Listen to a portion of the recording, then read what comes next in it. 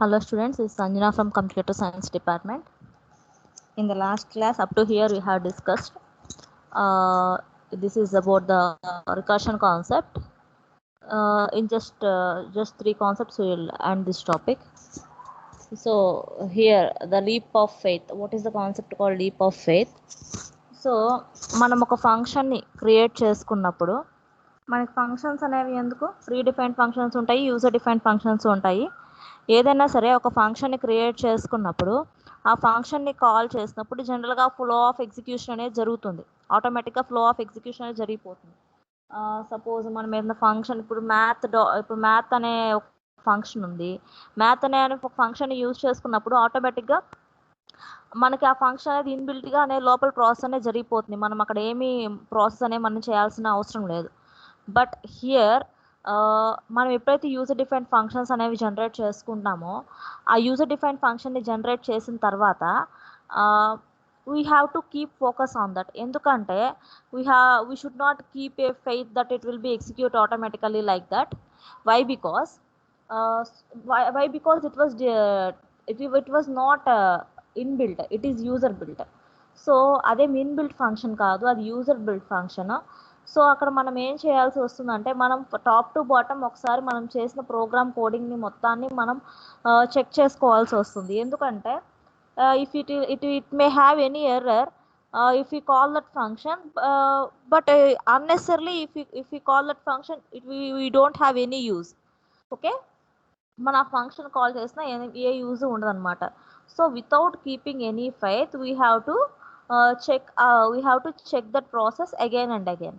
Okay, next మనం checking types చూడండి. మనం ఎలా చెక్ చేసుకోవాలంటే సపోజ్ మనం ఫ్యాక్టోరియల్ అనే ఫంక్షన్ని జనరేట్ చేసుకున్నాము. ఫ్యాక్టోరియల్ అనే ఫంక్షన్లో చూడండి, ఇప్పుడు సపోజ్ రన్ టైమ్ ఎర్రర్ ఎక్కడ వస్తుంది? మ్యాక్సిమం రికర్షన్ అంటే ఏంటి? రికర్షన్ అనేది ఇన్ఫినిట్ టైమ్స్ వస్తుంది.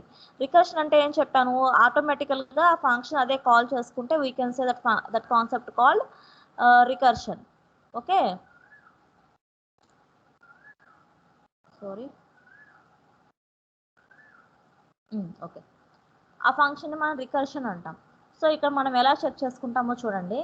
Why because the first recursive call the value of n is 0.5. See ఫ్యాక్టోరియల్లో ఏమవుతుంది? ఫ్యాక్టోరియల్లో మనం ఎలా చేసుకుంటాం? ఫ్యాక్టోరియల్ 5 ఫ్యాక్టోరియల్ అంటే ఏంటి? 5 into 4 into 3 into 2 into 1. Suppose మనం n వాల్యూ 5 ఇచ్చామనుకోండి. If you have given the n value 5, ఆ n వాల్యూ 5 ఇచ్చినప్పుడు నెక్స్ట్ టైం n వాల్యూ ఏమవుతుంది? 5 మైనస్ 1 4 అవుతుంది. నెక్స్ట్ టైం n వాల్యూ ఏమవుతుంది? ఇప్పుడు n వాల్యూ ఎంత? 4 కదా. అప్పుడు నెక్స్ట్ వాల్యూ n వాల్యూ ఏమవుతుంది? ఆ 4 మైనస్ 1 3. అట్లా n వాల్యూ డిక్రీజ్ అవుతుంది. ఇలా రికర్షన్లో ఫస్ట్ వాల్యూ 0.5 అయితే ఆ నెక్స్ట్ వాల్యూ ఏమవుతుంది? 0 అవుతుంది. అంతే కదా. -1 మైనస్ 1 ఏమవుతుంది? -0.5 అవుతుంది. ఇక్కడ నుంచి ఏమవుతుందంటే నెగిటివ్ టర్మ్స్, ఇంతకంటే నెగిటివ్ టర్మ్స్ వస్తూ ఉంటాయి. -0.5, ఇప్పుడు -0.5 వచ్చింది. ఇప్పుడు n వాల్యూ ఏంటి? -0.5. -1 ఏమవుతుంది? -1.5. అంటే ఏంటి? స్మాలర్ వాల్యూస్ అనేవి పెరుగుతూ వస్తుంది. అది 0 అయ్యే ఛాన్సే ఉండదు అక్కడ ఫ్యాక్టోరియల్. అక్కడ మనకి ఏంటంటే రికర్షన్ అనేది జరుగుతూ ఉంటుంది. Understand what I said?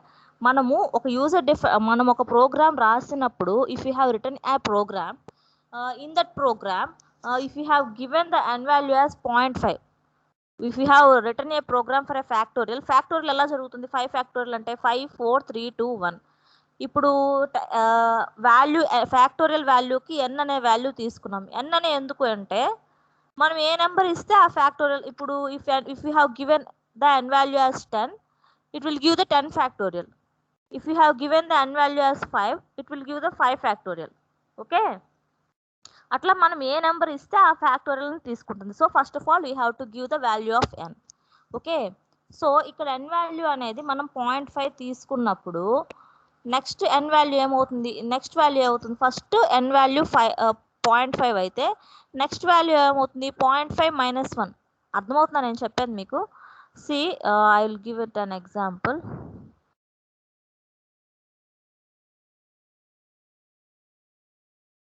Okay. So మనం 5 ఫ్యాక్టోరియల్ అనుకున్నప్పుడు దాని వాల్యూ ఏమవుతుంది, మనకి దాని వాల్యూ ఏమవుతుందంటే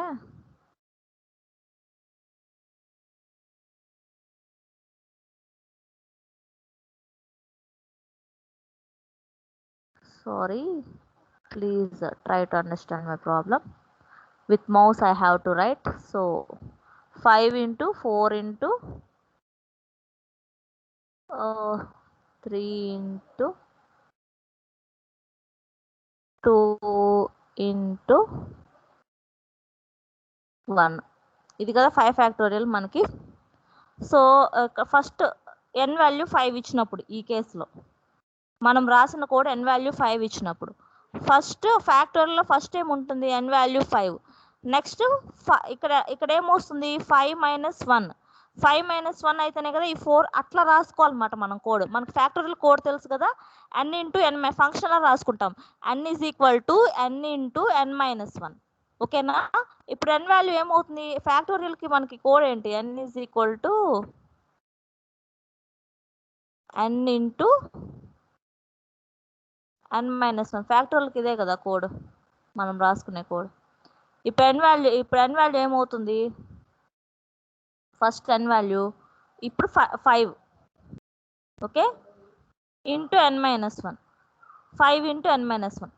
అట్లా మనం ఫ్యాక్టోరియల్ కోడ్ రాసుకుంటాం. అక్కడ నెక్స్ట్ టైం ఏమవుతుంది అంటే మనకి వాల్యూ అనేది డిక్రీజ్ అవుతూ వస్తుంది.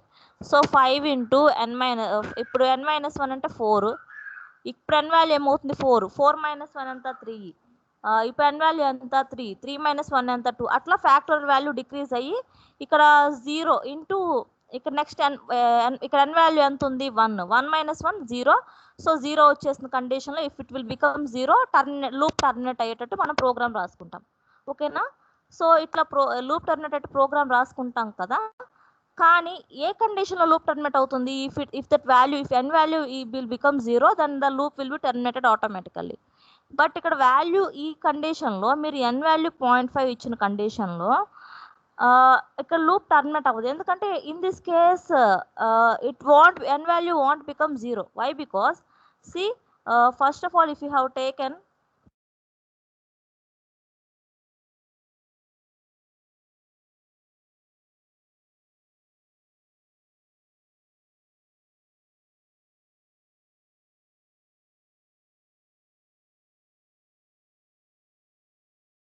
ఓకే, ఇక n వాల్యూ ఏం తీసుకున్నాము, we have taken n value as 0.5. First it will become 0.5.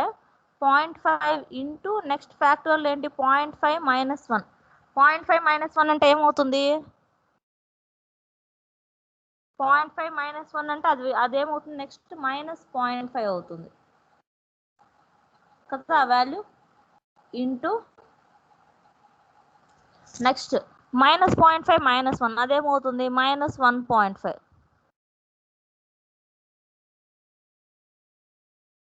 Into minus 1.5 minus 1 minus 2.5 minus 2.5.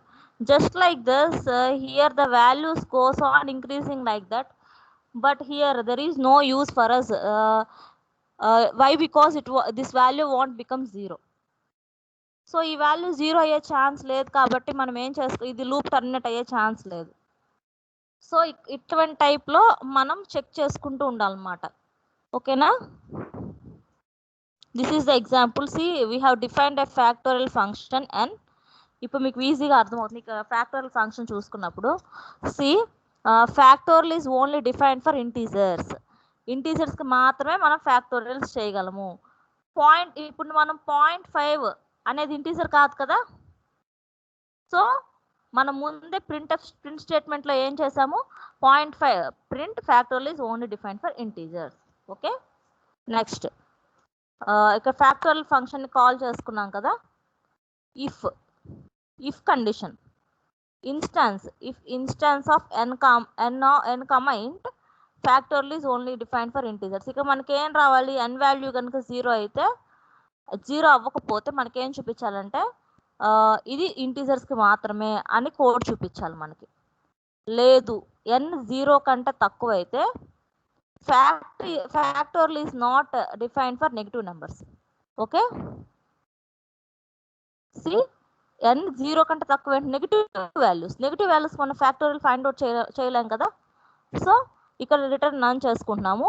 ఇంకో else if condition, if n value కనుక 0 ఈక్వల్ టు 0 అయితే 0 ఫ్యాక్టోరియల్ మనకేమవుతుంది, మనకు 1 అవుతుంది కదా. 0 ఫ్యాక్టోరియల్ ఏమవుతుంది, 1 అవుతుంది కాబట్టి okay, this will be fine. Okay, చూడండి, మనం ఏదైనా ప్రోగ్రామ్ రాసుకుంటున్నప్పుడు first of all we have to think what are the worst cases in that. See మనము ఏదైనా ప్రోగ్రామ్ రాసుకుంటున్నప్పుడు ఇది మనకు ఫ్యాక్టోరియల్కి ప్రోగ్రాము. ఫ్యాక్టోరియల్ ఫైండ్ అవుట్ చేయాలి అంటే ఫస్ట్ ఆఫ్ ఆల్ మనం మైండ్లో పెట్టుకోవాల్సిన 3 కండిషన్స్ ఏంటి అంటే, నెగిటివ్ నెంబర్స్కి ఫ్యాక్టోరియల్ ఫైండ్ అవుట్ చేయలేము. Suppose if it is a point number, first of all you have to check whether it is less than 0 or not. అది కూడా నెగిటివ్ నెంబరా కాదా అని ఫైండ్ అవుట్ చేయాలి. అలా ఫైండ్ అవుట్ చేసిన తర్వాత మాత్రమే we have to proceed for the factorial. So for that also మనం దానికి కూడా కోడ్ జనరేట్ చేసుకోవాలి కాబట్టి ఫస్ట్ ఫ్యాక్టోరియల్ అనే ఫంక్షన్ని ఎన్ వాల్యూ పాస్ చేసుకున్నాను.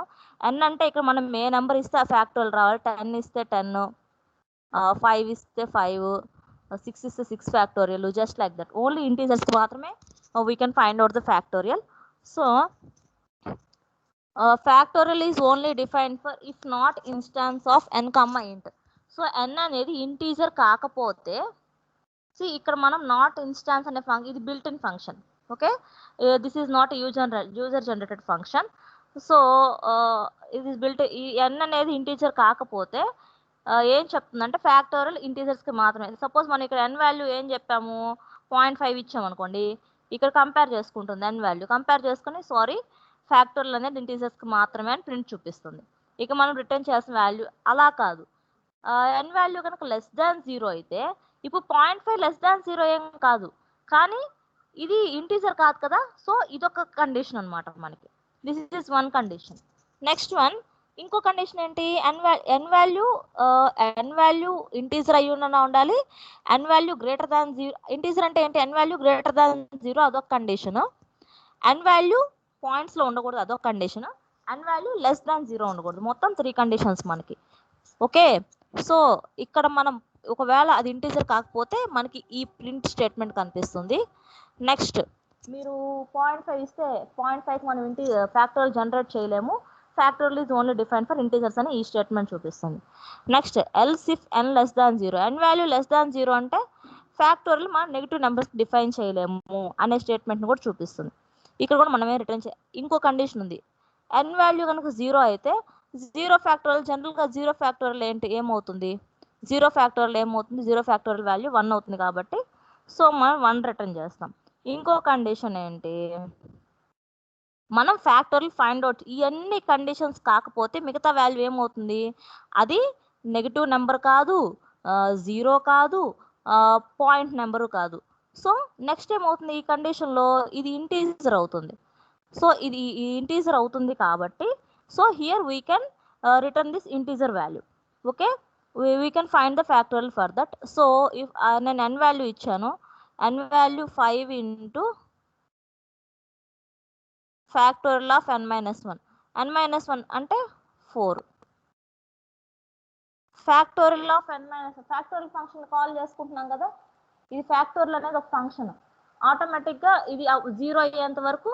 నెక్స్ట్ ఇప్పుడు n వాల్యూ ఏమవుతుంది, 4 అవుతుంది కదా, మళ్ళీ 4 మైనస్ 1 3, నెక్స్ట్ 2 ఇంటూ 2 ఇంటూ 1 అలా ఫ్యాక్టోరియల్ జనరేట్ చేసేసుకుంటుంది. Okay, understand, this is the case. So here this is explanation for that. First ఏంటంటే మనకి నాన్ ఇంటీజర్స్ కాకుండా ఉండేవి, నెక్స్ట్ నెగిటివ్ నెంబర్స్ కాకుండా ఉండేవి, మనకేంటంటే ఐదర్ పాజిటివ్ వాల్యూ అయినా అయ్యి ఉండాలి ఫ్యాక్టోరియల్ ఫైండ్ అవుట్ చేయడానికి, లేకపోతే 0 అన్న అయి ఉండాలి. 0 అయి ఉంటే మనకు 0 ఫ్యాక్టోరియల్ ఆటోమేటిక్గా it will become 1. We have already known from the childhood itself. So this is the first condition. So ఈ ప్రోగ్రామ్ మనకి ఏంటంటే sometimes we have to monitor automatically, we have to check whether in which case the exception is raising. So అట్లా check చేసుకుంటూ ఎక్కడ error raise అవుతుంది అనేది మనం check చేసుకుంటూ అట్లా ఉండాలి అనమాట. Okay. So up to here we have finished this unit. Second, we have finished the second unit. From the next class itself we are going to start the third unit. You can understand these concepts. So actually I'm trying a lot to increase this font size, but by copying I'm just copy pasting it. So with that reason itself it is becoming like this. Please try to understand my problem. I have already provided material for you, so if you have any doubt you can check in that material. So this is up to now we have finished this unit, and then from the next class itself we'll start the third unit. Okay,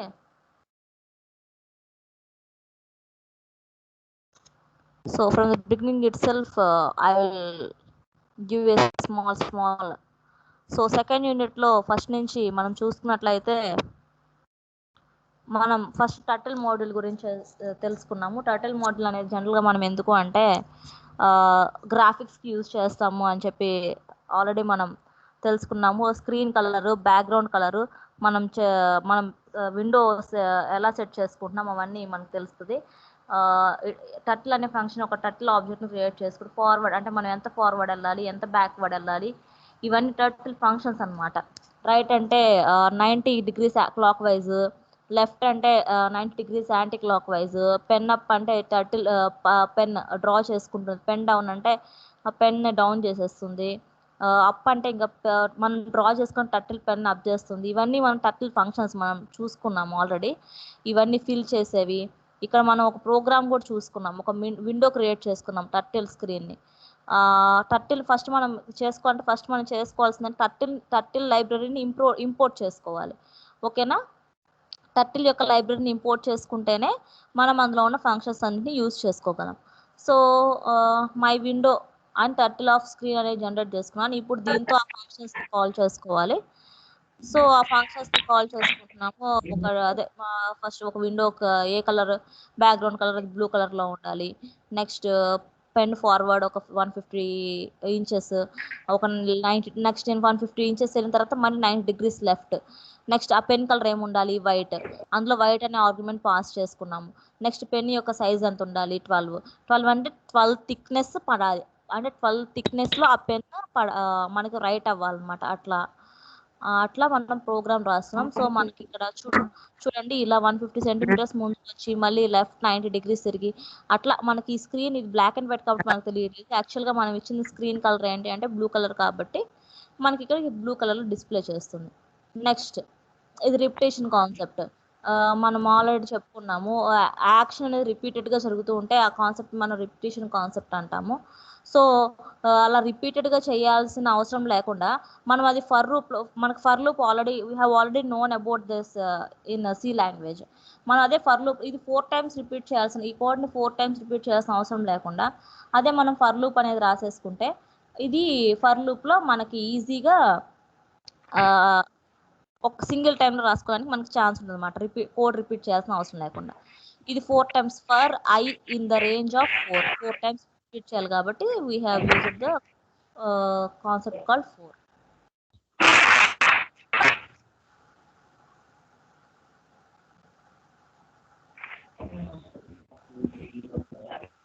Encapsulation, we have already know this concept. If you are writing the code and method in the same in the single step, we can say that one as a encapsulation. See, wrapping up of the code in the function, మన ఫంక్షన్లోనే code రాసేసుకుంటే అదే encapsulation అంటాం ఆ కాన్సెప్ట్ని. మనం ఏ function, అది user define function కానీ లేకపోతే inbuilt function కానీ, మనం ఏదైతే ఫంక్షన్ని మన కోడ్ అంతా ఫంక్షన్లో రాసేస్తే దాన్ని ఎన్క్యాప్సులేషన్ అంటాం ఆ కాన్సెప్ట్ని. జనరలైజేషన్ ఏంటంటే ఒక ఫంక్షన్లో పారామీటర్ని పాస్ చేయడానికి జనరలైజేషన్ అంటాము. సిఎఫ్డి ఆఫ్ లెంత్ అనేది పారామీటర్ అనేది పాస్ చేసాం ఇక్కడ. సో ఎల్టీ ఆఫ్ 90, ఈ పాసింగ్ పారామీటర్స్ని జనరలైజేషన్ కాన్సెప్ట్స్ అంటాము. So interface design, we have already discussed all these topics. How we're going to use this string, doc string అనేది use చేస్తే మనకి బెనిఫిట్స్ ఏంటి. Next floor division and modulus, మనకి floor value, modulus value, మనకి logical operators and, or, not మనం ఎలా use చేసుకున్నాము. End అంటే మనకి యాడిషన్ పర్ఫామ్ అవుతుంది, అట్లా మనం చూసుకున్నాం కదా. సో ఇది చైన్డ్ కండిషన్స్ అన్నమాట. కండిషన్స్ అనేవి ఎలా రాసుకుంటాం? ఇఫ్ కండిషన్, ఇఫ్ ఎల్స్ ఎట్లా రాసుకుంటాం? జస్ట్ మనకి సి లాంగ్వేజ్ లా if x less than y. So nested conditions ఇవి. సో నెస్టెడ్ అంటే ఏంటంటే ఒకదానిలో ఒకటి రాసేసుకోవడం అనమాట. సో రికర్షన్ అంటే ఆటోమేటికల్గా ఆ ఫంక్షన్ అదే కాల్ చేసుకుంటే ఆ కాన్సెప్ట్ని మనం రికర్షన్ అంటాం. ఇప్పుడేగా మనం డిస్కస్ చేసుకుంది. ఇన్ఫైనైట్ రికర్షన్ అంటే ఇంకా మనకి ఎండ్లెస్ రికర్షన్ అనమాట అది. సో ఇన్పుట్ ఫంక్షన్ ద్వారా మనం కీబోర్డ్ నుంచి వాల్యూ రీడ్ చేసుకోవచ్చు. అదొక ఆప్షన్ ఉంది మనకు పైథాన్లో. This is the value. These are the fruitful functions. So here it is going, Pawni, please mute yourself.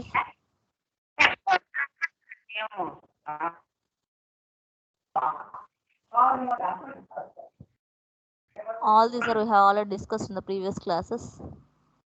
These rules and more recursion concepts we have discussed. This class we have discussed this.